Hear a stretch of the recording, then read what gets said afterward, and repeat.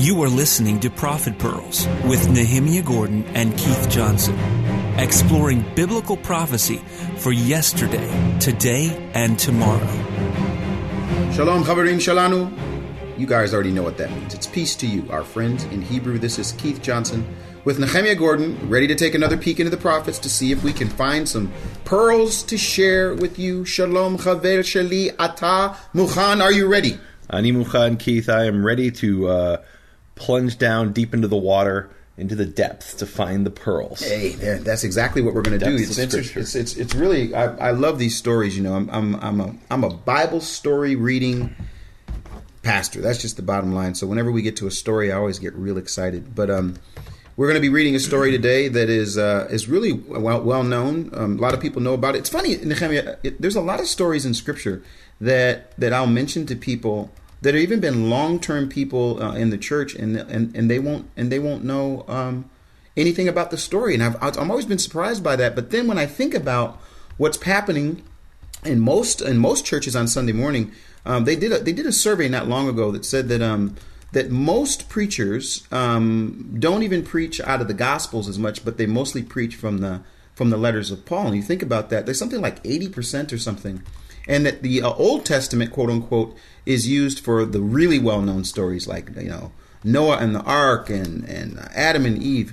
But a story like this is so crucial to understanding. And I think a lot of it just has to do, for me, what I call, again, is context. And we actually addressed the first part of this story. We didn't get to this part. The first part of this story where David was on his deathbed. You remember we did that, that Prophet Pearls. If you have not heard the entire series so far, you really should take a Sabbath and just sit down and listen. I think it really gives people a great chance to kind of understand those passages that aren't so popular. There aren't ones that are at least preached in the tradition I come from. You heard these passages every year. I mean, well, you know, having said that, you know, I was having a conversation. You know, a lot of times what Orthodox Jews will do, and not just Orthodox Jews, Jews in general, is these things will be read in the synagogue, and they're read in Hebrew. And even if you're a Hebrew speaker, it's not the Hebrew you speak. It's you know, the old Hebrew. So it's like, you know, imagine if your pastor got up, and started reading from the King James, so you might zone out. Yeah. And I was actually speaking to this Orthodox Jew, someone's very close to me, and when we were talking, I said something about Yiftach, which in Hebrew is Jephthah. And I could tell from the look in his face he didn't know who Jephthah was. And I said, have you ever read the book of Judges? And he said, I don't read Scripture, I study it. I said, oh, okay, smarty pants. Have you ever studied the book of Judges? And this was a man who was he was a Gabbai. He was the I don't know what you call that in English. It's like the beadle of the synagogue. I mean, he ran all the administrative side of the synagogue. And for example, if someone was going to read from the prophets portion, he would assign that to someone to read. And there is a prophets portion on Jephthah, but he had never studied it. He had never paid attention to what was being read, even though he assigned the portion, and literally didn't know the story. Okay, so then that kind of happens in both cases. Yeah, the other in thing both I would tell you that I traditions, didn't understand, this was a long time ago in Nehemiah, it was 2002 when I went to Israel. I would ask someone about, and these are Jewish people that I would be talking to, and I would ask them about something, you know, well, how do you read this passage, or how do you see this passage? And there were a lot of people that I met that actually, I just kind of thought that they would be always opening up the Tanakh and reading it. Instead, it was they were in the synagogue, they were hearing it read, there was sort of the things that they were doing from a religious standpoint, but in terms of having the available Bible that's sitting around that they would open up, a lot of them didn't. And then the other thing that surprised me is how many rabbis that were primarily, it seemed as though they were studying the oral law, the Mishnah, and those kinds of things. And that was surprising for me. Yeah, and that's actually changing even in the Orthodox Jewish world. But historically, and really even in some circles today, rabbis will study Talmud and they will not study the Tanakh. They may actually read through it, but they're not actually paying attention to what they're reading. Yeah, and you know they're kind of like doing their duty and, you know, getting through the portions. And so what we really want to challenge people to do is to stop and listen and think about, what is it that we've just read? What does this mean? What does it mean in its context? And, you know, it's real tragic. So the Talmud will talk about a certain verse, and they'll know that verse, and they'll know every letter of the verse. But what does it say one verse before, one verse after? They've got no idea because they never bothered looking. Sounds familiar. Well, can we jump right in here? We're dealing in 1 Kings chapter 3. And what's really interesting about the portion is we start in verse, I think it's 15. Yeah. We start in verse 15, but there's no way you can start in 15. You can't can't. do You it. got to start. You got to go to verse 1. You got to go to verse 1. And so let's do this. I'll have you read first. Why don't you take a stab at the first part of it for context, okay. And then I'll add a little bit. And let's just give the so basically the section we're talking about is the famous story. This you got to know, even if you've been falling asleep in your synagogue or churches. That these two women come before, and we'll talk more detail. These two women come before Solomon, and there's a dispute whose baby it is, and he says, "Okay, cut the baby in half." And you're giving away the story before. Okay, context, no. So I want to give the context. Well, we're about to give him the context. No, so I'm giving the context of the context. so Solomon knows who's the real mother. Because she says, no, give it to the other woman. Don't cut the baby in half. You remind me of the people that would go and watch a movie, and I'd say, I really got to go see that movie.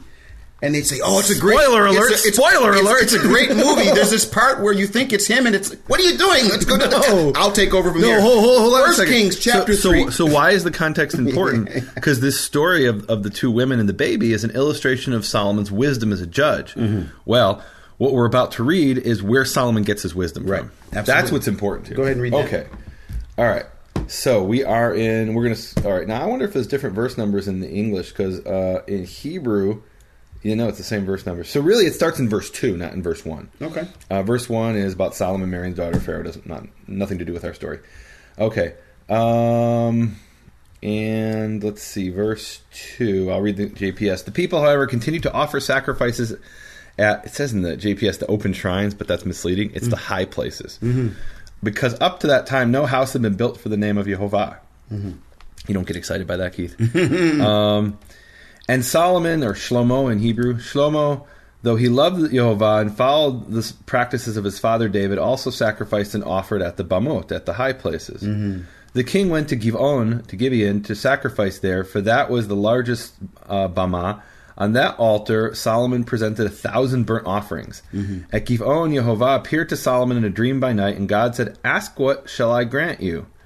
And Shlomo said, You dealt most graciously with your servant my father David, because he walked before you in faithfulness and righteousness and in integrity of heart.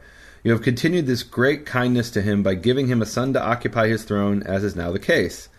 And now, O Yehovah, my God, you have made your servant king in place of my father David, but I am a young lad with no experience in leadership. Your servant finds himself in the midst of the people you have chosen, a people too numerous to be numbered or counted. Grant then your servant an understanding mind to judge your people, to distinguish between good and bad, for who can judge this vast people of yours? Mm-hmm. Yehovah was pleased that Solomon asked for this. And God said to him, because you asked for this, you did not ask for long life, you did not ask for riches, you did not ask for life of your enemies, but you asked for discernment in dispensing justice. I now do as you have spoken. I grant you a wise and discerning mind. There has never been anyone like you before, nor will anyone like you arise again. And I also grant you what you did not ask for, both riches and glory all your life, the life of which no king has ever had. And I will further grant you long life if you will walk in my ways and observe my laws and commandments as your father David, as did your father David. And now begins our section, which is really in the middle of a thought. It's actually the end of this section. Mm-hmm. Then Shlomo awoke. It was a dream. He went to Jerusalem, stood before the Ark of the Covenant of Yehovah. So wait, so you don't have a comment about the context? Oh, I have lots of comments. Comments. So one of the things that's really exciting about Kings is that there's a parallel in Chronicles. Mm-hmm. And you cannot read Kings really completely without looking at the parallel in Chronicles. And this is 2 Chronicles chapter 1, verses 1 to 13. And we won't read the whole thing, but I will bring some of the interesting... One of the controversies... So it says there's these high places where he went to sacrifice, and they're forbidden to sacrifice at the high places. Mm-hmm. Where do we know about that? From Leviticus 17 and Deuteronomy 12. That you're forbidden to sacrifice at the high places. But then 2 Chronicles throws a what do they call that, a monkey wrench in the works? Yeah. And let's look at that real quick. So basically the same thing happens. They go to the Bamah, and it says, verse 3 of 2 Chronicles 1, Then Solomon and all the assemblage with him went to the shrine, and again it's Bamah in Hebrew, went to the Bamah, the high place at Gibeon, and it says, for the tent of meeting which Moses, the servant of Yehovah, had made in the wilderness was there. Mm-hmm.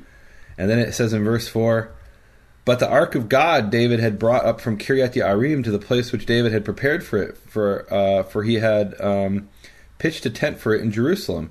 So we've got this split. The Ark of the Covenant, the Aron, is in Jerusalem in a tent. And the tent of meeting, the Ohel Moed that Moses made, is in Givon, and Gibeon, at a high place. Now, wait a minute.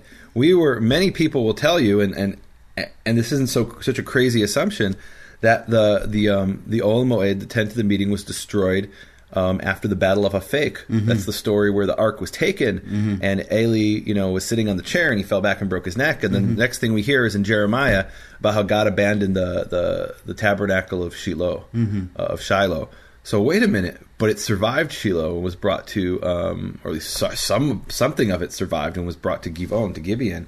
And then it goes on to verse 5, and it says, the bronze altar which Bezalel the son of Uri, son of Hur, had made, was also there before the tabernacle of Yehovah. And Solomon and the assemblage resorted to it. There Solomon assembled the bronze altar before Yehovah, which was at the tent of meeting, and on it sacrificed 1,000 burnt offerings. What on earth is going on? The way it sounded in Kings is that Solomon was sinning because he was sacrificing at the Bamot. It says he followed Yehovah, except he did this one thing. And here it's like this little piece of information which is confusing. The altar of Bezalel from the book of Exodus was there, and the tent of the meeting that Moses made. So what's going on? I mean, the thing that personally, when I was reading that, I thought to myself, wow, Solomon is trying, and I think the key for me was when we read a little bit further in the beginning of the context, but Solomon is trying to do what he thinks he's supposed to do. Right. So whether this was what everyone did before, or this is the place to go, what's interesting about it is when he says this, if we can go to this, in 3 verse 2, I'm sorry. In which chapter are you? I'm sorry, in 1 Kings 3. Yeah. And it says, now Solomon, and this is, I'm reading from the NASB here, we can also check the Hebrew. Now Solomon loved Yehovah, walking in the statutes of his father David, except... Exactly. Meaning it's clearly a sin. There's no question about it. And here's the really shocking thing that we get from Chronicles and taking it together with Kings.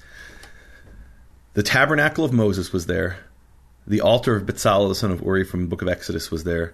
But it was still a sin to sacrifice there. Because God had said, only at the place where I put my name. And where his name was put is at the ark. Yes, and the ark was in Jerusalem. Amen. And so even though it had all the trappings, I mean, people there could say, but Moses built this. You're going to bring me a verse from Leviticus 17 and Deuteronomy 12? Like, what are you talking about? Moses built this tabernacle. And Bezalel, who had the wisdom, he also had the wisdom of Yehovah put in his heart. He built this altar, but it was still a sin. And what really is amazing to me about this whole story is Yehovah still accepted his sacrifice. Well, Yehovah still, came to him and spoke to him. Didn't say, "Okay, now I cast you out. You're evil. You're going to hell," because you didn't do all of the stipulations that you're supposed to do, and you did sin. Okay, I'm acknowledging that, but you love Yehovah and your heart's in the right place. Yeah, wow, is Yehovah amazing?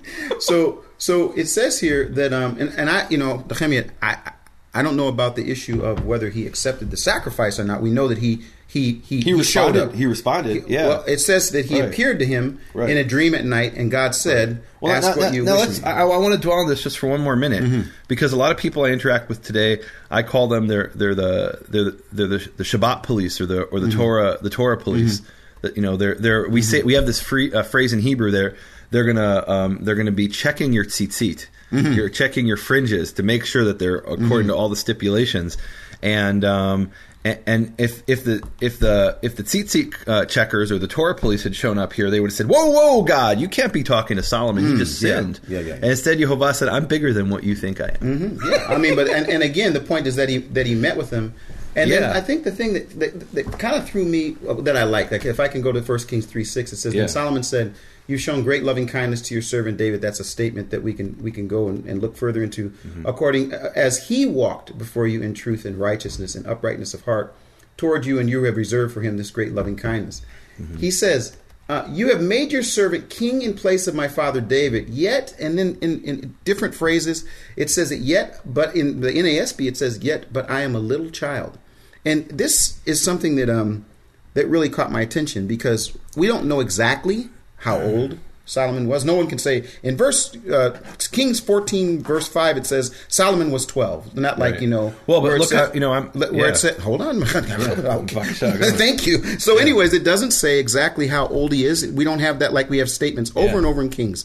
So-and-so was this age, so-and-so was this age, so-and-so was this age. With Solomon, We don't get an age, but we get this phrase that he was a I think it is Na'ar Katon. Yeah, so he's a small child, little child, etc. We don't know how old he is. And then this small child, however old he is, prays this prayer. Mm-hmm. And the reason this caught me is because when he says it, he says, I'm in the midst of your people and have chosen a great people. He says, so give your servant, in English it says an understanding heart. But what it says in Hebrew, it says to give your servant a heart, a lev shomea, a heart that's almost like a heart that's listening. Mm-hmm. You know, the idea that Solomon is at this young age saying, okay, I don't know it all. What if more people did this? I don't know it all. I'm in a process. I love you. I definitely love you. But I don't know it all, and I really need your help. And so I want to listen. And I don't know what it is about this. It's like a heart that's listening versus a heart that's speaking. He's basically saying, here I am. Speak to me, and I'll do it. It's like my heart is ready. It's attentive. Mm-hmm. It's ready to be. It's ready. And then, of course, he prays this prayer. He says, who's able to judge this great people of yours? It was pleasing. What was pleasing? That he asked this thing. And what thing did he ask? That his heart would listen?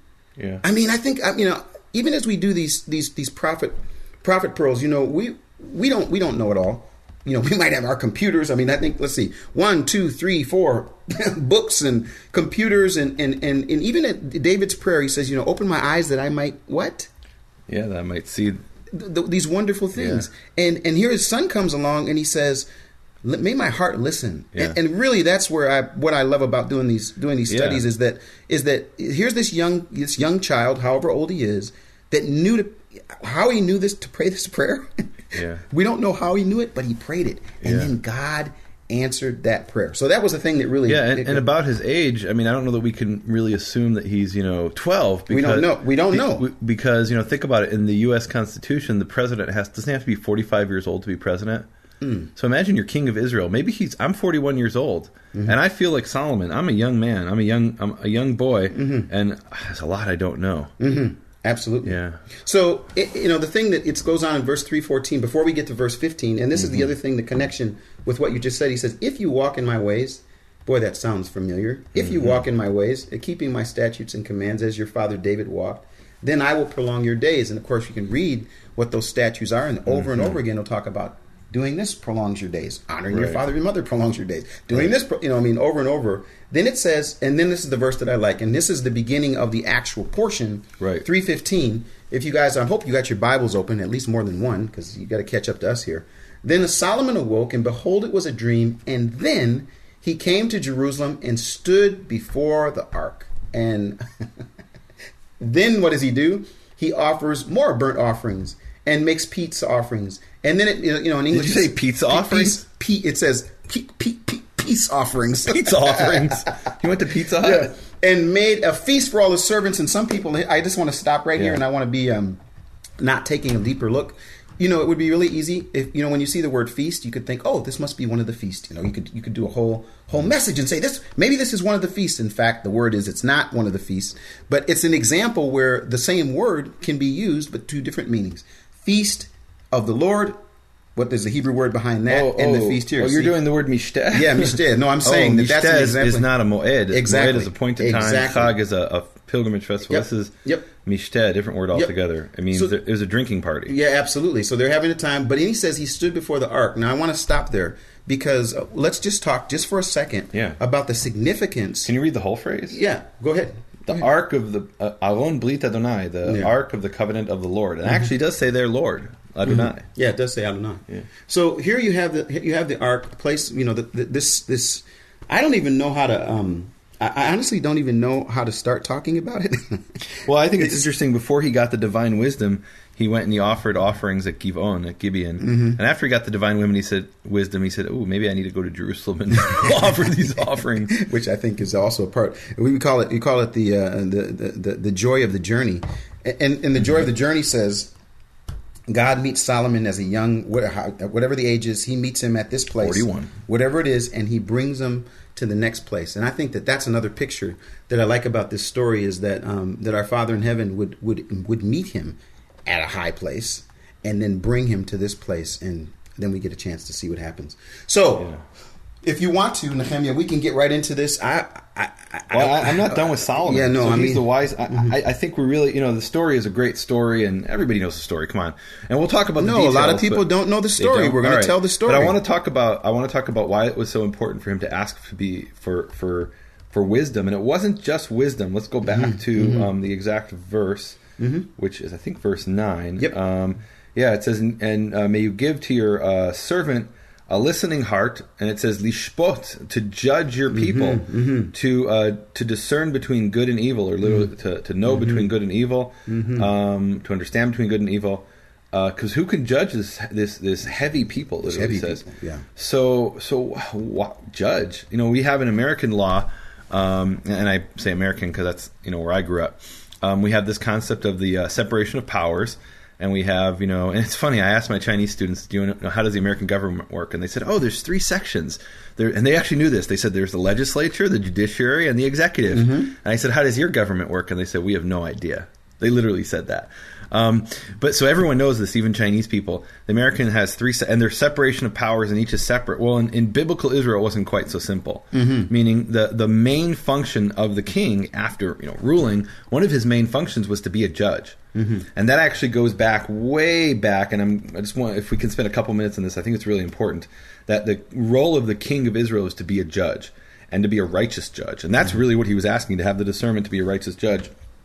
Deuteronomy 17 talks about if you don't know what to do in a matter of judgment, you go up to the temple and you can ask two different groups of people there.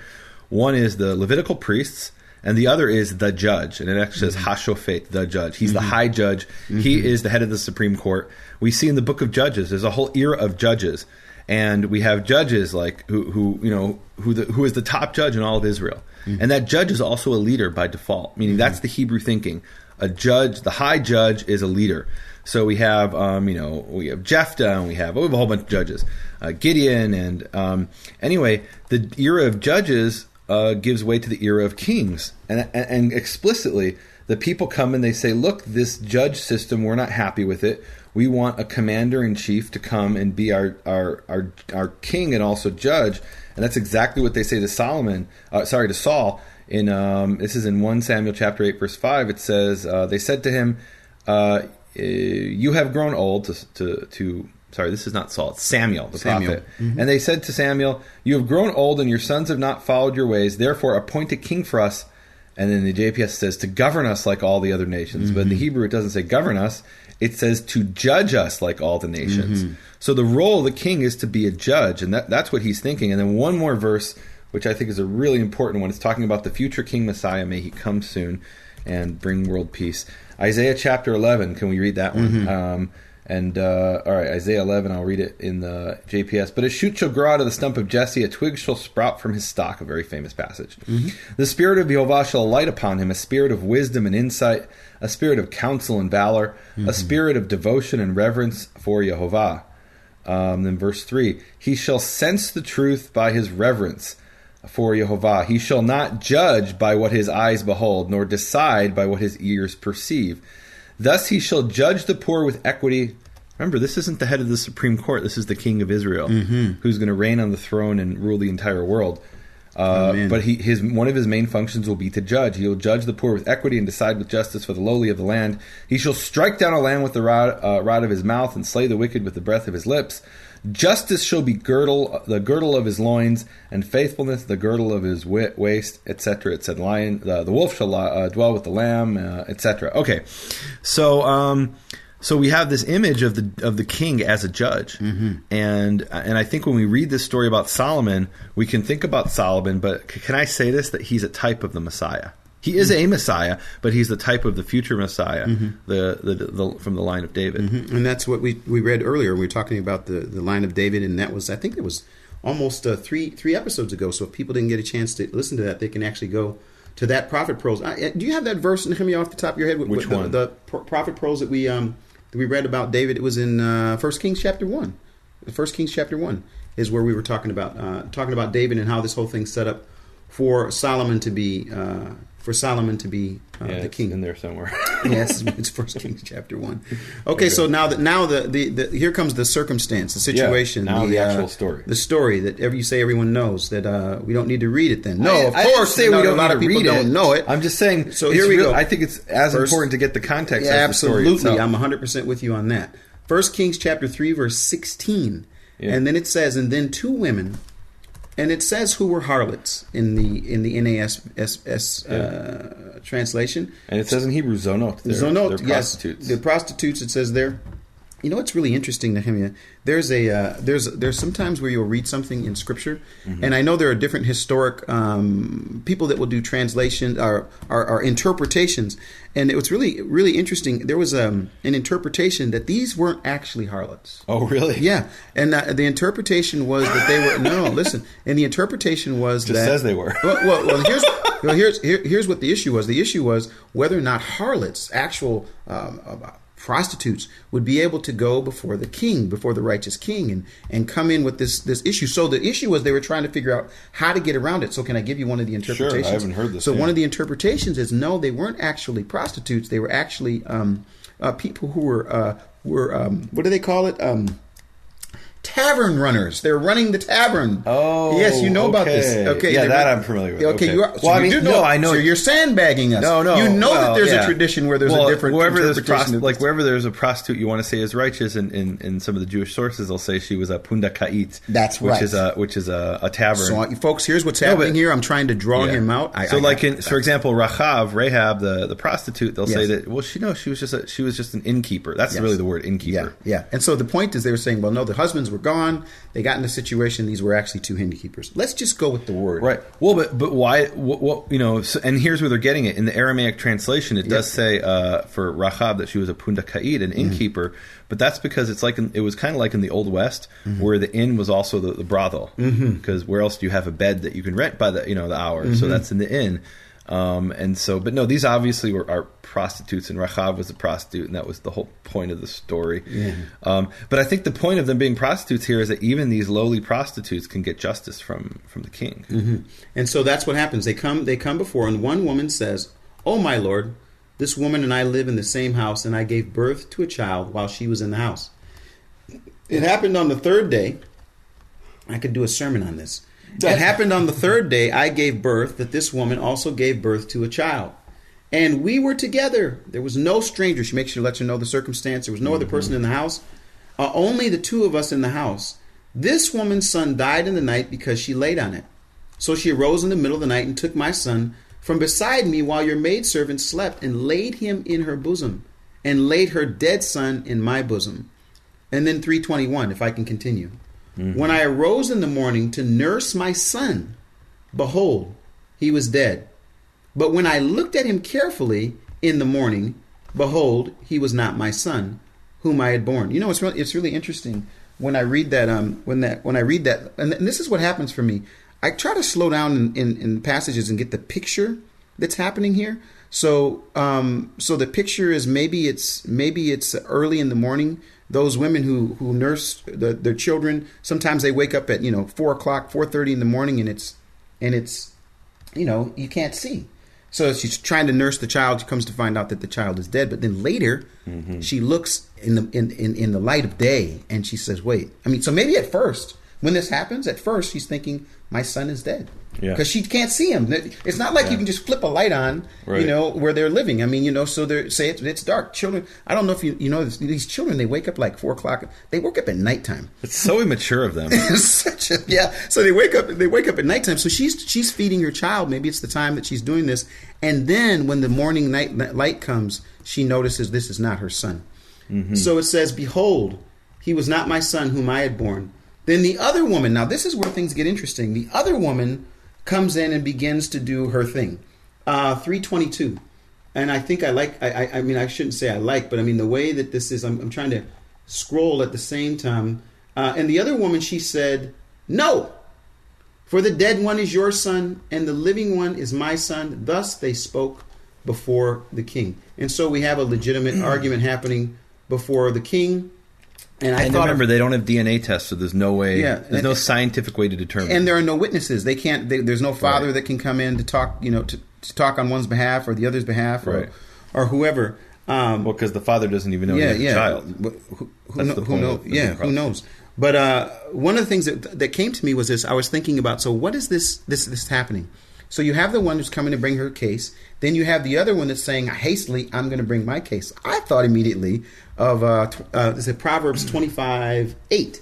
It says, do not go out hastily to argue your case. Otherwise, what will you do in the end when your neighbor humiliates you? In other words, she's coming and she's saying, look, I'm ready to bring my case. The other one's going to bring her case. They're battling back and forth before the king. Now, I don't know what you would do, but for me, I would think, let me bring this down to one of the lower judges. Meaning, in other words, and maybe it did go to one of the lower judges, and they said we don't know what to do, and ended up at the king. I mean, we don't know the background of the case. It's amazing. And how it ended up at Solomon. Yeah, it's amazing. So when this actually happens, then again, the unless you want to say anything about the yeah.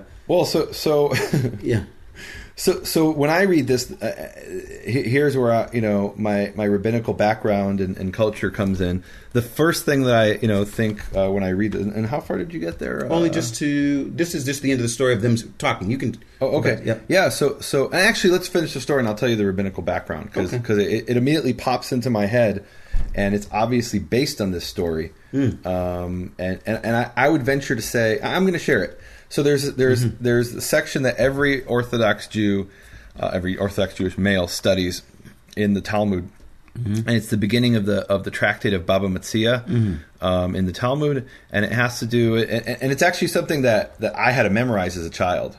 This is one of the only passages in the Talmud that I actually it was several pages. But how old were you when you had to memorize it? Oh, I think I was like in 4th grade or 5th grade, something like that. And it starts out, Shnayim ochazim b'talit, ze omer ani matzatia, v'ze omer ani matzatia, ze omer kula sheli, v'ze omer kula sheli. Ze yeshava she'en lo pachot michetia, v'ze yeshava she'en lo pachot michetia, v'yachaloku. Ze omer, etc. I can show off and go on. But isn't that amazing that, what is it, over 20 years later? Oh my gosh, am I that old? And I still remember this. Yeah.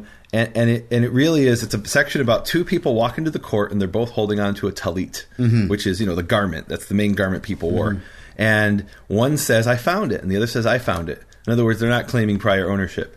And then the person who found it, it's his, if there's no owner.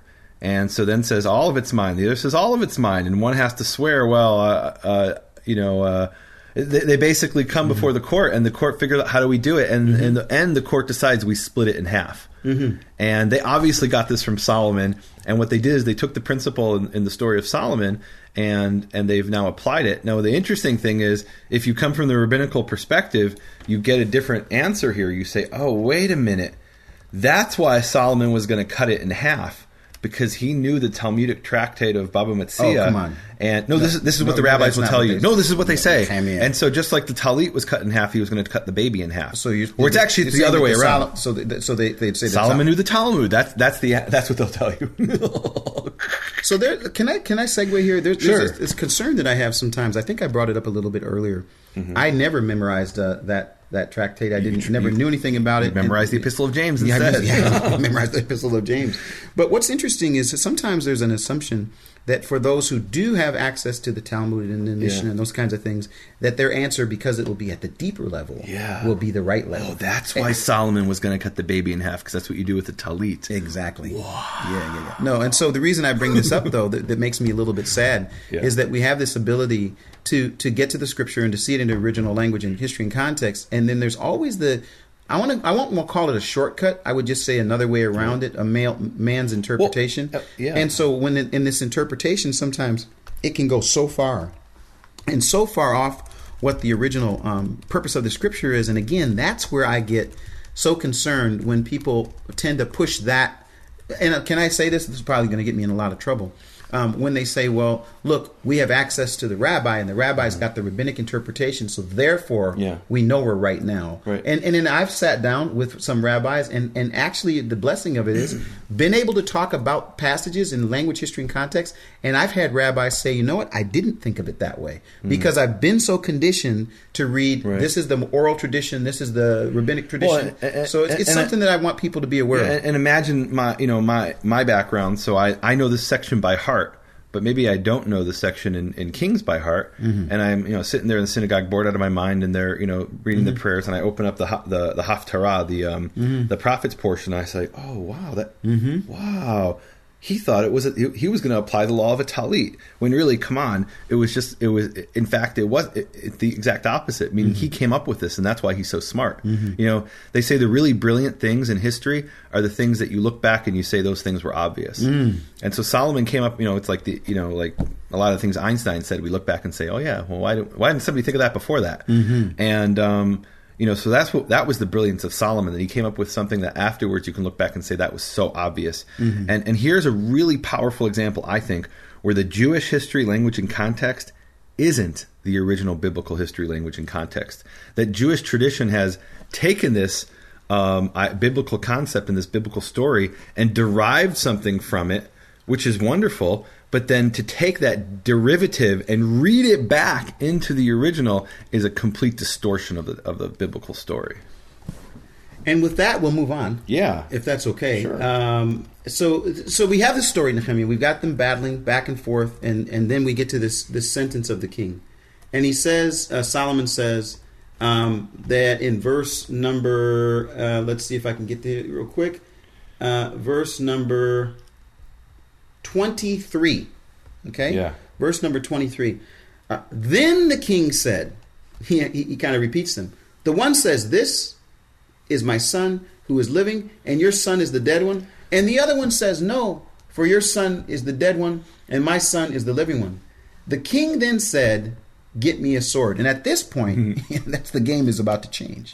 Because he says, get me a sword, and I get you a sword. What do you mean? So they brought a sword before the king. The king said, and if you could read this in the Hebrew, I think it would be really nice. Just act like you're Solomon, okay? I want you to be Solomon for a minute, and I want you to quote what Solomon said when he said it. And the king said, Gizru et hayeled achai l'shnayim, utnu et hachetzi la'achat, ve'et hachetzi la'achat. Cut the living child into two, and give half to one and half to one. Now, let me go ahead and tell you what I really want to say. What's that? I feel like I hear these words today. Oh, really? I feel like when I hear Solomon say that, I hear these words from many leaders around the United States and the world that literally say this. Oh. One says it's theirs, and the other one says it's theirs. So here's what we're going to do. Let's come up with a two-state solution. Let's cut the baby in half. Oh.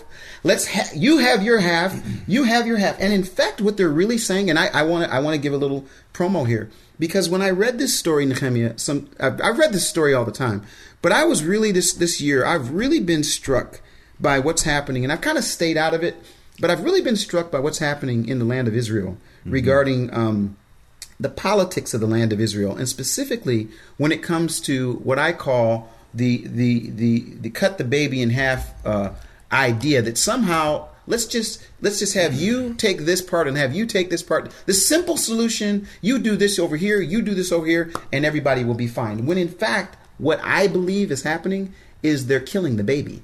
The baby, if I can use this carefully, the baby is Israel. Okay, this is the living baby, and there's someone who has birthrights to the living to Israel, and then there's others who would say, look, we may not have birthrights, but this is our land too. Now that sounds like a simple parallel, but I want to bring this up because I've really been struggling with, specifically I've been struggling with the United States' position regarding Israel and the simple answers that keep coming out. 1960, we can talk about this. I mean, I actually think there's room to talk about this.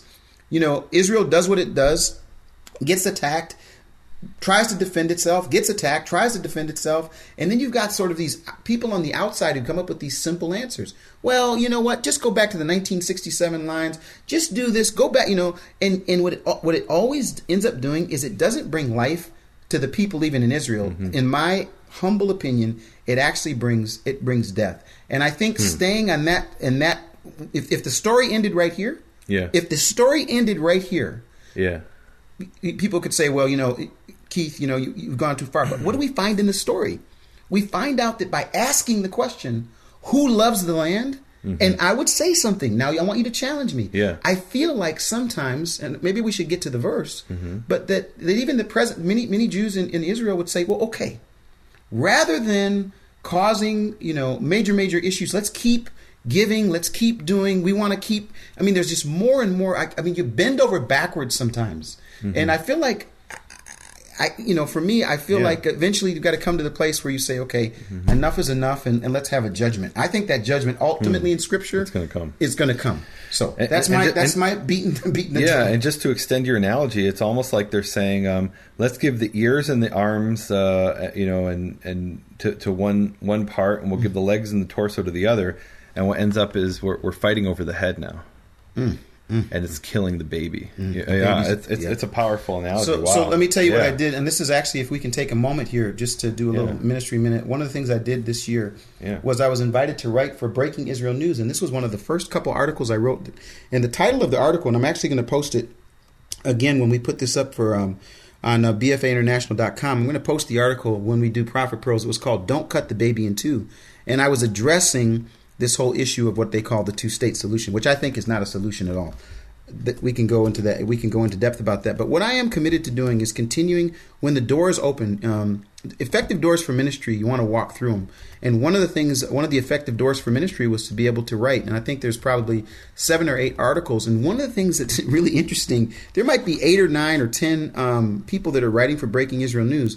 But one of the things happens is when I'll write an article, the social media aspect of it is amazing. The people that will hear it and they'll share it and they'll hear it and they'll share it, and like literally, this is humbling. Like that article, I think there's like 700 plus shares on one article. And again, it's the power of social media. Now, at the same time, Nehemiah, I just have to say that there's also challenges with social media. And one of the things that you and I have been trying to do is individually with our separate ministries, but also together, is to get that information out to people so that they can share it with their friends and share it with their friends. And that's why Prophet Pearls is so exciting. That's why with BFA International, at least for us, this has been a great opportunity, because we have got a chance to every week bring the Word of God, which is in line with the mission, inspiring people around the world to build a biblical foundation for their faith. And what Breaking Israel News is, it says Breaking Israel News from a biblical perspective. So that again fits in with the mission. Most of what you're going to hear, hopefully all of it, is somehow connected to helping people understand the Bible better. So that's BFAinternational.com. Go there, sign up as a free member, and if you're really so moved, before the end of the year, consider being a part of the Premium Content Library. That's going to help us produce even more information that's going to be coming out if we can get the people that will support it. And of course, my ministry is Makor Hebrew Foundation.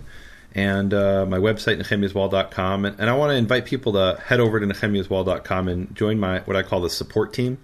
By becoming a member of the support team, it allows me to continue my ministry of empowering people with information to defend the Word of God and build their faith based on ancient Hebrew sources. And it also gives you access to my support team studies that are already changing people's lives. I actually put one out by the time this is aired a couple months ago called The Fundamental Flaw of Judaism.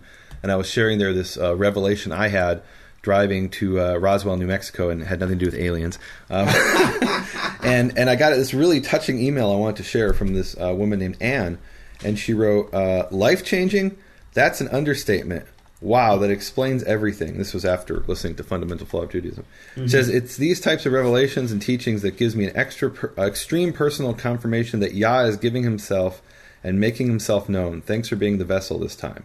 So I really want to encourage people, go over to nehemiahswall.com. There's literally hundreds of hours of free information there and free teachings. But also, if you really want to go to the next level, then please consider joining the support team, and that will give you access to these support team studies. And then also, both Keith and I, we've got podcasts on iTunes. And actually, I found out that there are these other websites that kind of mirror iTunes if you're not an Apple person. Like, I've gone over to the Samsung Android side, and I can now go with my Samsung and access these things that are like iTunes, and it has the same exact thing. But it really does help if you go to iTunes, if you're an Apple person, and give us a rating to nehemiahswall.com podcast and BFAinternational.com podcast. And really, really important, please share these Prophet Pearls every week. We need the people to stand with us on the wall and share it. Get the information out there. I don't know if you realize this, Keith. Well, I know you do, but I don't know if the people realize this. But if you have a large number of people who are following your information on Facebook, Facebook actually charges you money to put your information in front of those people. Like they first tell you it's free, and then when it actually comes time to send a message out, they'll say, if you really want people to see this, you've got to pay us. Oh, absolutely. It's like kind of like this bait and switch thing that Facebook does.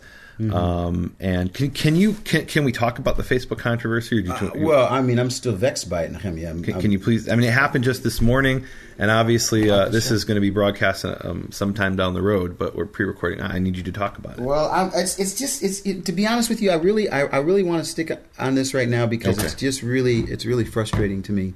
What you've talked about, bait and switch and what happens in social media. And now they've graduated to essentially censorship. I mean, it's something I would expect from a fascist regime in the third world. Yeah. That's what Facebook is doing now. Yeah, so if we can go to 326, because this is going to be the key. On that note, this is the key verse, 326. Then the woman whose child was the living one spoke to the king, for she was deeply stirred over her son, and said, "O my Lord, give her the living child, and by no means kill him." And Nehemiah, I have to just tell you, when I read that phrase, I was reminded of a really interesting thing that happened, and I want you to consider this as the word of the week. This is really interesting. I want us to go 3 weeks to in Genesis. A row, you're choosing. Well, no, the 3 weeks. No, well, you know what? If this one is fine, too go much. ahead. Genesis 43:30. I want you to go to Genesis 43:30. We see the same phrase in Genesis 43:30 that we see in 1 Kings when it says deeply stirred. I mean, we could pass over that really quickly. I want to give what the meaning of the word, not the second word, racham. I want to give the first word, which basically, and if you would be willing to look at the whole word, okay? And in fact, why don't we do this? 43:30. Would you read 43:30 in Hebrew, and then I want you to read 1 Kings 3:26 in Hebrew and see if we can hear the same kind of phrase. Okay, in the verse in Genesis you want? Yep, 43. It says, Vayamehel Yosef, and Joseph hurried, Ki nichmeru rachamav al achiv. There it is, right there. Now read in 1 Kings 3:26. His mercies were nichmeru to his brother. And it's 26? Yep, 3:26. Okay. It says, Ki nichmeru rachameha, for her mercy was, again, nichmeru, nichmar. Okay, so what is the word nichmeru?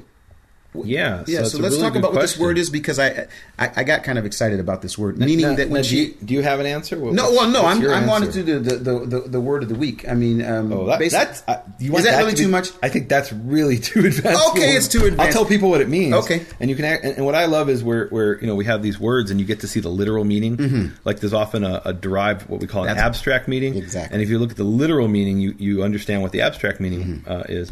And so we have a verse in Lamentations 5:10. And there it says, our skin glows like an oven. And let's see. Wow, in the King James it says our skin was black like an oven, which I don't know where they got that. They just made that up. Our skin is hot as an oven in the NIV, and that's probably the closest. Nichmeru, it comes from the word to be hot. And the literal meaning is like an oven.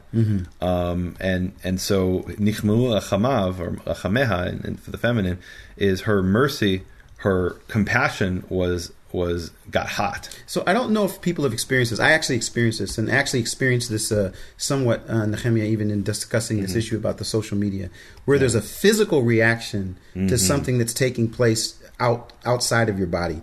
And in this situation, when she says she was deeply stirred, it's like, you ever get that part where you get warm? So you're saying Facebook is making you warm? I'm feeling very, very warm about it today. Not in a good way, not in a warm, fuzzy way, not in a good way. But she said she was deeply stirred. And so again, with Joseph, what happens? He sees his brothers, and he can't play the role anymore, and he can't be the guy that's in the behind Pharaoh's Pharaoh's government. He's looking at his flesh and blood, and it moves him. It moves him. It brings him physically. He physically feels it. And when I think about this, I think about that he runs from the room, and then I think about this woman who's hearing her baby, her child, is going to be cut in half. And the response, and this is why I go back to the political issue, the response of the one that's not the mother: let's blow it up. Let's have more terror. Let's knock it down. Let's it's the same spirit. What does she say? So basically you're saying, like, Hamas that has a war and Gaza is flattened, and they say that's a victory? It's a victory because they're saying, look, we'd rather that Gaza be destroyed than the child live. And so what does she say? Wow. She says, Wow. Oh Lord, give her the living child and by no means kill him. But the other one says, he shall be neither mine nor yours. Mm-hmm. Give us the two-state solution. Divide him. We know it's not going to work. It. Yeah. Destroy it. So this is I wanted to bring up that verse because the response that we see of Joseph running out of the room is, we don't see her running out of the room, but it's the same response. Yeah. A deep, hot feeling of compassion that and I believe, lastly, when I look at some people, when I hear their responses of what's happening in Israel, in their eyes and in their voice, I hear that compassion for the land of Israel and for the people of Israel, and they don't want the child to die. Yeah. And they're willing to sacrifice so the child doesn't die. Right. And what's the image here of the of this growing hot, like physiologically what's happening? I'm not a doctor, so I hope this is right, but it's my understanding that what's happening is basically there's some kind of release of, I don't know if it's adrenaline or something like that, mm-hmm. but then you get blush on your face, your mm-hmm. face turns mm-hmm. Blood rushes to your face, mm-hmm. and you feel this warmth in your face, mm-hmm. and that's actually this great image in Lamentations 5:10 again, which is mm-hmm. our skin glows like an oven or grows hot like an oven. What's happening is it's the blood is rushing to the face, mm-hmm. and this is what's happening with the woman. It's not even a voluntary reaction. It's a completely involuntary physiological reaction to where her mercy is stirred, and her that's the word, the rachameha. And actually, the word mercy comes from the word for womb. Yeah. And here, which literally, the word of the week, baby came out of the womb. Yes. And so you're going to force me to do this as our word of the week. So this is a little. No, we did this one already. No. So the nichmaru we're going to do. Oh, nichmaru. All right. Nice. So this is the word that means to glow or to grow hot. Folks. So this is a little advanced. So bear with me, people. Every word in Hebrew has a 3-letter root. The 3-letter root here is kaf mem resh, which is kaf is not kuf, kaf like the backward C. Kaf mem resh. And it's nichmaru. The u in nichmaru is they. The nun is the nifal, which is one of the 7 conjugations of Hebrew. It's a verb form. So it says nichmaru, that they were made hot or to glow. Lachameha, her mercy. So that's the word of the week. Awesome. And I will say this, Nehemiah, I really appreciate you doing that. It is a little bit advanced, but you know what? People getting the information, they can take their time, and little by little, just like you mentioned, the 7 verbal stems. It's like, that's something that people can actually learn. We got to figure out how, and I guess I won't say it, or we'll end up doing another whole project, and we don't have the resources for it right now. But let's do this. So she has this. She has this warm. She has this hot red, whatever we want to call it, feeling. And then what does the king say in 27? Yeah. Then the king said, "Give the first woman to the living child, and by no means kill him." Whoa. But no, I'm reading it in English. Give the first woman? What? Give the first woman the living child, and by no means kill him. She is his mother. Now can you read it in a different translation? What translation would you like? Any other that's the NIV, right? That's the NASB. Oh, the NASB. Let's try the NIV, see if it gets closer. 327. Let's do it in 327. It says here, then the king gave this ruling. Give the living baby to the first woman. Do not kill him. She is his mother. Okay, so you can read Hebrew. Show me the word in Hebrew that says first woman. Well, let's see. 327. Then the king said, "Give us." Oh boy. So what it literally says is, and the king answered. Oh boy. And he said, "Give her the living child, but don't kill him, for she is his mother." Who is his mother? It doesn't say. Mm-hmm. And that's the beauty of Solomon's solution of threatening to cut, or saying he's going to cut the baby in half. Anybody who hears this story knows that doesn't even need Solomon to tell us. Once he does what he does and says cut the baby in half, and the woman responds, we don't even need it to tell us, oh yeah, it was the woman who responded, and her mercy was These are called English translation helpers. Right. So the English translation thought, you're so stupid, I need to tell you that it's the first woman. I'm going to dumb it down for you. Whereas you read it in the Hebrew and you're in awe, because in the Hebrew you're thinking, it doesn't even say which one, and it doesn't need to say, because Solomon gave me the answer. And now the answer is obvious. And that's the really powerful, brilliant things that people come up with, are the things that afterwards you look back and it's just completely obvious. Wow. Well, I will tell you this. I mean, I don't know if you know it or not. I mean, I'm really a little bit concerned because we're only at let's see here. 53 minutes. Only at 53 minutes. It's supposed to be 45 minutes, but in 45 minutes to an hour. But let's keep on going, because we get to go to 4:1. Yeah. And it says, when all Israel heard of the judgment which the king had handed down, they feared the king For they saw that the wisdom of God was in him to do what? To do judgment is what it says. To do judgment. So literally it says, and all Israel heard the judgment which the king had judged, and they feared the king, or were in awe of the king, for they saw that the chokhmat Elohim, the wisdom of God, was in him to do judgment. So this again is this idea of the king as the judge. That's one of the main roles of the king. And can I talk for a minute about this idea, chokhmat Elohim, the wisdom of God? Yes. That's a really powerful statement, that Solomon had the wisdom of God. And let's jump ahead real quick, and I'll try to go through this quickly. 1 Kings 5, 9-14, we have this great description of Solomon's wisdom. And it says there, 1 Kings 5, 9-14. It's not working for me. Okay, here we go. It says, Yehovah endowed Solomon with wisdom and discernment in great measure, with understanding as vast as the sands on the seashore. Solomon's wisdom was greater than the wisdom of all the Kedemites, that's the people of the east, and greater than all the wisdom of the Egyptians.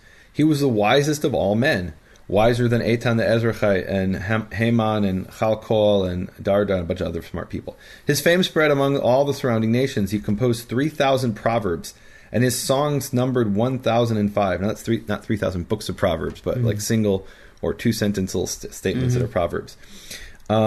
His songs numbered 1,005. He discoursed about trees, from the cedar in Lebanon to the hyssop that grows out of the wall. And he discoursed about beasts, birds, creeping things, and fishes. And people hear that and they're like, what? He was talking about animals.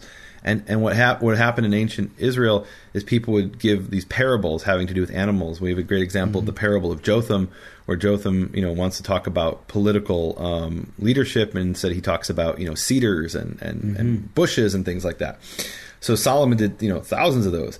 Men of all peoples came to hear Solomon's wisdom, sent by all the kings of the earth who had heard of his wisdom. So Solomon is this really, really wise guy. It's telling us in 1 Kings 5. And then, he's really a unique character in the Bible. And the reason I say that is Solomon is involved in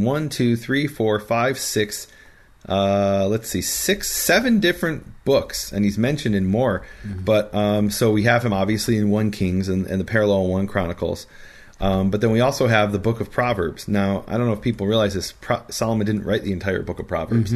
Chapters 30 and 31 are from different sages whose names are given, so we know who they are. But chapters 1 through 9 is one collection of the writings of the Proverbs of Solomon. Chapters 10 to 24 is a second collection of the Proverbs of Solomon. And I'm not making this up. Look, it says it actually will tell you, the Proverbs of Solomon in chapter 10. And then 25 to 29 is a third collection, which was collected in the time of Hezekiah, we're told, of the Proverbs of Solomon. And then we have the book of Ecclesiastes, which doesn't mention Solomon by name, but is usually understood to be referring to Solomon. And the reason that it's understood to be Solomon is that he's the king over Jerusalem, and he's the richest, and he is the wisest, and who else could it be? And Kohelet actually is not a name. Kohelet is a title, and it means the preacher, or the one who gathers a community to preach. You're the Kohelet here. And then we have Song of Songs, which we're told explicitly is Solomon. And then we have 2 psalms that he wrote, or are at least attributed to him. Psalm 72 and 127. So think about it. Other than Moses, who do we have that is such a prolific writer in the Bible? Where's the book that David wrote? We don't have it. I really think, off the top of my head, I'm pretty sure that he is the most prolific writer of someone whose name we know after Moses. And so that really makes him a unique character. And it's interesting because we talked about the division of knowledge into 3 realms. We talked about this, it's in Jeremiah and Ezekiel, and it talks about in ancient Israel there was 3 realms of knowledge. There was Torah, which was taught by the Kohen, meaning instruction. There was a word or vision, which is taught by the prophet, we call prophecy. And the third one is wisdom, which is taught by the elder or the sage. And Solomon is of the third category, the sage. And that's why Kohelet, Ecclesiastes in English, and Song of Songs and Proverbs, 3 of his books, and the 2 Psalms he wrote, are all in this section, the third section of the prophets, what they call today the writings, but really it's the section of the wisdom. Wow. Divine wisdom. It's interesting. 1 Kings 4:1 says, now King Solomon was king over all Israel. That's how it ends. But what's interesting to me, when I read that, I'm actually reminded of of prophet pearls. of Torah pearls. I'm sorry, I get these things so confused. I think the other people get it confused too. There's confusion about season 1s and season 2s and prophet pearls and Torah pearls. But when we did it, the original Torah pearls, that section that we talked about, why was this selected? It's talking about Joseph, who also became one who was very wise. And it's really interesting. You know, the story of Solomon, he's having this dream and God speaks to him, in the story of Joseph. And there's basically the dream that the Pharaoh, and he goes and he interprets it and ends up being the one who has the wisdom to know how to not only extend the life of those that were in Egypt, but for all of Israel.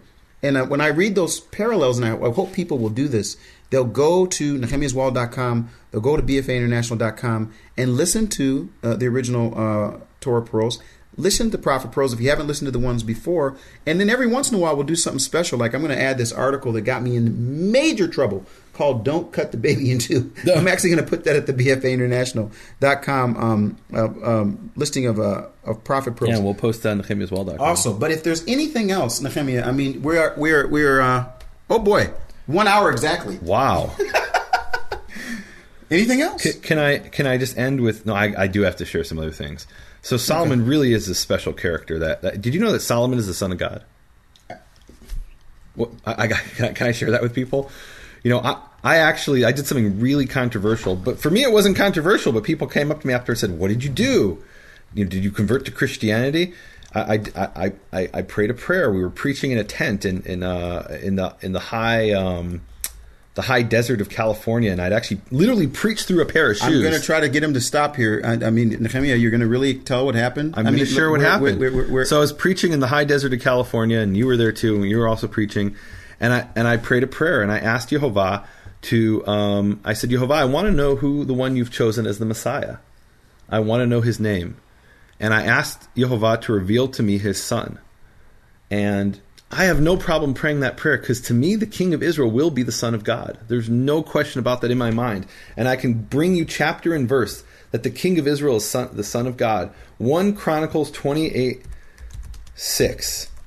And here God says, he said to me, it will be your son. This is actually David telling Solomon what Yehovah revealed to him.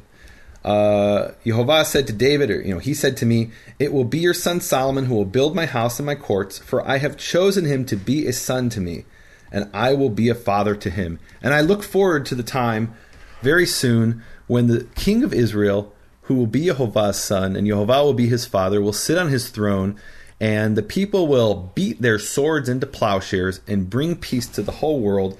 And that man, Solomon, we're told in 2 Samuel 12:25, he was Yedidyah, the friend of Yah, the one who was friends, beloved of Yehovah. And this is my prayer, Yehovah. I'll end in prayer. Avinu Shebashamayim, Father in heaven, you chose Israel as a nation to be your son, and you are our Father, and it is our chosen role. Our duty is to teach your word to the nations, to be a nation of priests, a holy nation, and a Mamlechet Kohanim v'Goy Kadosh, a kingdom of priests and a holy nation. And Yehovah, we look forward to the time, may it be very soon, when the one you've chosen as your son, he sits on the throne of David, and he brings peace to the world. And he ends this conflict. He ends the conflict of the two people who come before you and say, this is my land, and the other says, this is my land, and the one wants to cut the land in half, and the other doesn't even know what to do. He wants to, okay, let them cut it, and we're not going to kill it. Yehovah, please give us that time when the wolf will lie down with the lamb, and there'll be peace. Peace for your city, Jerusalem, for your people, Israel, and for all of those who you've gathered to your covenant, for that remnant, the remnant from the fire that will remain, that will be loyal among the nations to your name and to your word. Amen. Amen. Thank you for listening to Prophet Pearls with Nehemiah Gordon and Keith Johnson. For more information, please visit nehemiaswall.com and bfainternational.com.